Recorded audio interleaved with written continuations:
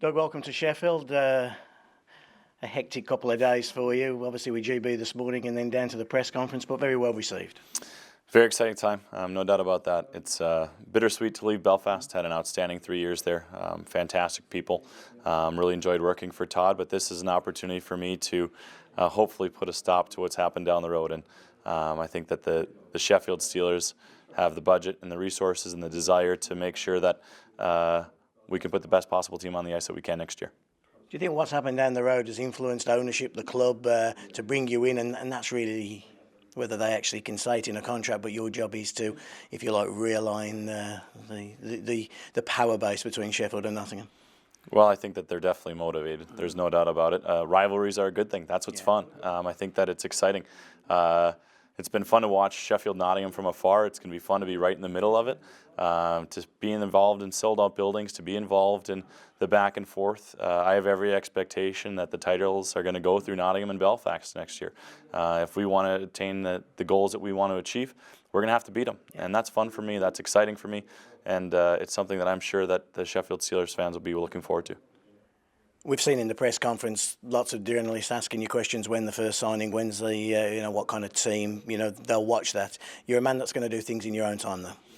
As I did one interview privately, and they asked when the first signing would be, and I said sometime between now and opening day. We're going to be very patient. We're going to make sure that we get the right players. We're going to do our due diligence. We're going to make sure that we do the background checks, and whether or not we sign somebody in May or June, championships obviously are built then. But it's not just the signings, then it's making sure that you're doing the due diligence, making sure that you're getting the absolute best value for money. And so we're going to be patient. I wouldn't expect anything to come out in hours or days. But if something does come up, that's fantastic. But I do think that the Steelers fans should be patient. Yeah. The Steelers fans are excited, just from message boards, forums and different likes. Today they're excited to have you here. What's your message to them about the year ahead and the Doug Christiansen side? I think that we're going to be a team that, number one, is going to be disciplined. We're going to be smart. We're going to be prepared. We're going to work hard. I thought the Sheffield Steelers' physicality last year was outstanding. I think that we need to maintain a large bit of that. But there's no doubt in my mind that we need to bring in some goal scorers. We need to improve the culture of the team. We need to make sure that there is an understanding that we need to win. We want to win, that losing is not acceptable.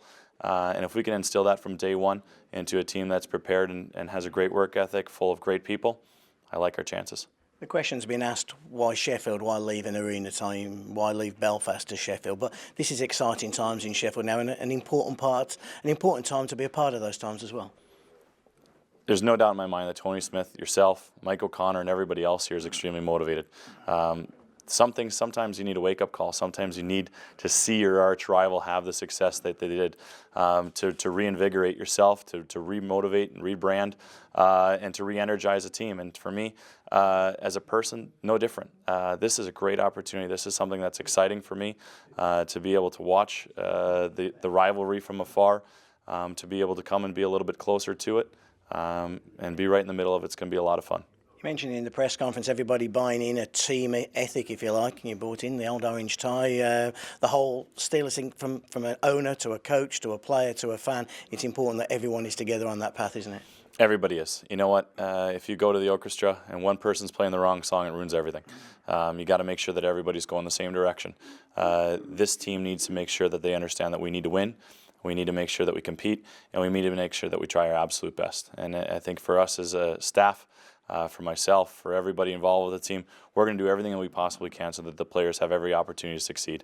And if we do that, and they go out and they give their absolute best with the preparation that we're going to put in and the resources that we have, I think that we're going to be able to put a championship-level team on the ice. Tony Smith wanted a boss, he wanted a gaffer, he wanted a leader for the hockey club. He obviously sees that in you. I think people in the game see that as one of your great qualities, and it's important that you have your own people around you, isn't it? And do you see huge changes in the infrastructure here? Or are you going to be changing not just personnel, but the whole way that the club is run on the playing side?